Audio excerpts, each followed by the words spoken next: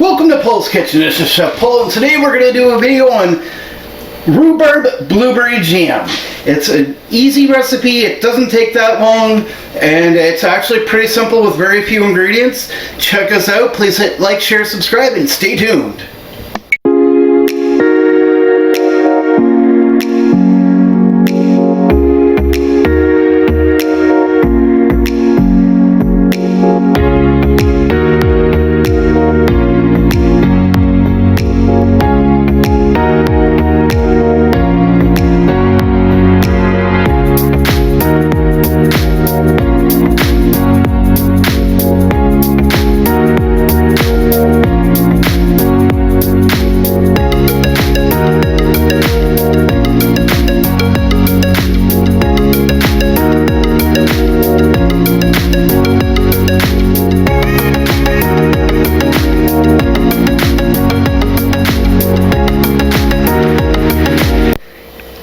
Welcome to Poul's Kitchen. This is Poul, and today we're going to do some strawberry rhubarb jam.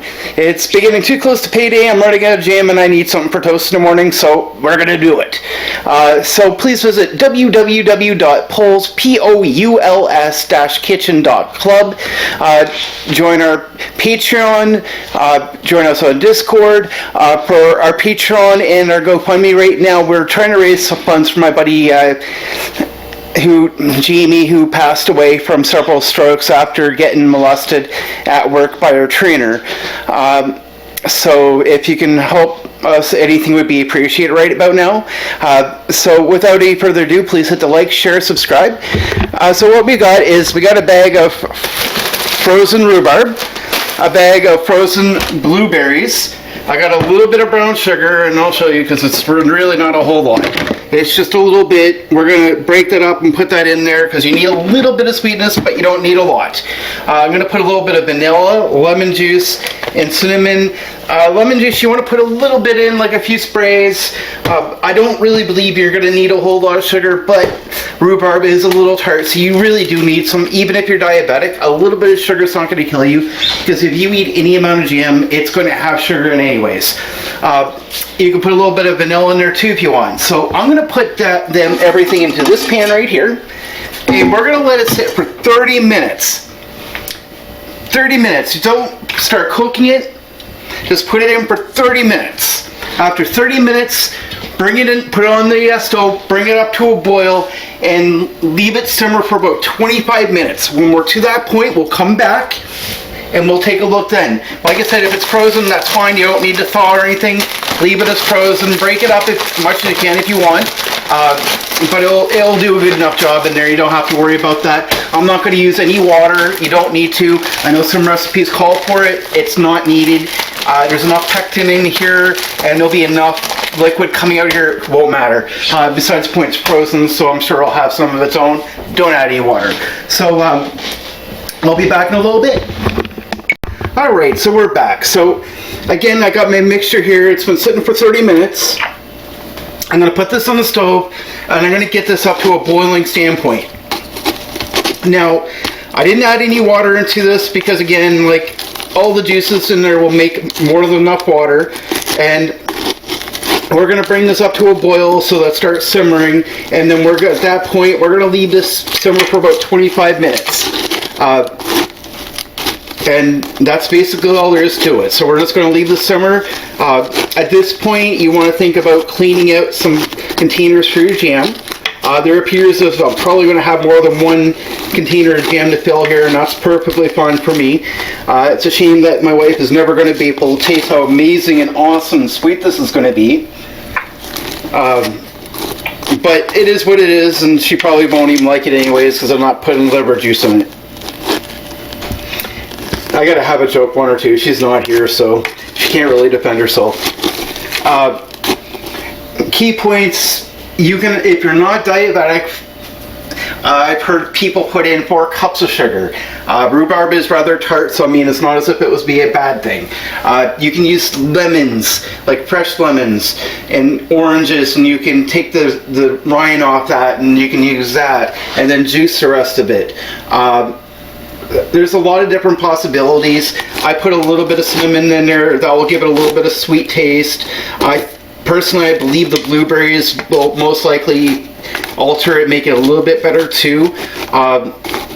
So I'm gonna put this on the stove right now and let her boil out. Hopefully this turns out good.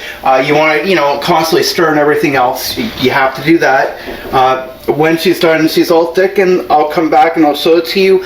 I'm not going to show you the canning. I'm not going to do a video on that.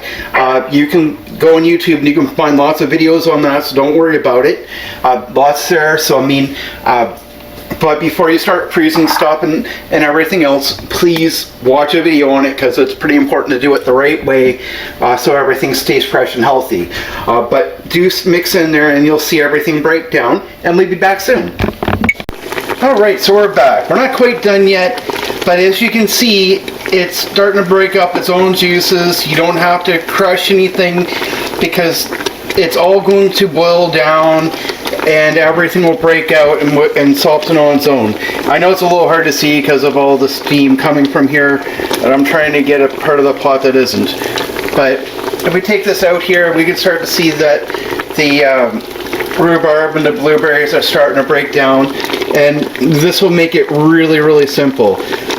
So what we are going to do here, and it's got a couple more minutes until it's ready, and that's fine. When it's done, I'm going to take it off the pot, and we're going to let it cool for about 10 minutes. And by the time 10 minutes hits, it's going to start to thicken up, and yeah, we can put this right in the fridge. Again, watch the tutorials on how to do canning, and at this point that's what you should be doing, because if you don't, you're going to regret it. Another thing you're going to regret too is not dumping water into your pan after you've already emptied it. So once I get the jam out and it's been containered and everything else, I'm going to dump water into this right away. Why? Because if you don't, later on when you go to clean everything, it's going to be a freaking mess. I mean, a really, really bad mess. So, just keep an eye on that and think about that. But past that, we'll be back in a few more minutes. Welcome back. So we're done. So it's been a half an hour, pretty much, give or take 25-30 minutes. And if you're looking, you can see, steam's dissipated a little bit. It's been cooling for a few minutes. I'm going to let it cool a little bit more before I start bottling, because it will thicken out if you let it cool a little bit. And you can see that it's got a nice little consistency. And you want to make it thick enough for the right consistency. And one thing I want to make sure I'm adding, when you're cooking with rhubarb and you're jamming it, you don't need to add pectin to it, because it actually has its own natural pectin. So you're good with that. If you're making apple, blueberry, strawberry pie, you need to add pectin to it, otherwise it's just not going to be a jam. It won't work well. But with rhubarb, on the other hand, you don't need to do that, because it's going to have its own natural as is. So you don't need anything special. I use a little bit more blueberries than I was probably meant to, so it has that coloring to it. And to me, I did it just right. I've watched some videos of people actually adding food coloring to it. I don't know why, but they've added food coloring to it. And that's a big mistake in my opinion. You don't need food coloring. It's just not, it's not worth it. Just don't do that. Like, you can add more blueberries, or you know what, someone comes over, looks at it, yeah, it's homemade, it doesn't look like it's store-bought, and that's not a bad thing, because if it was store-bought's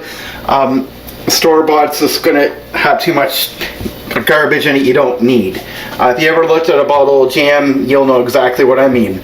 But just let this cool down a little bit, then bottle it.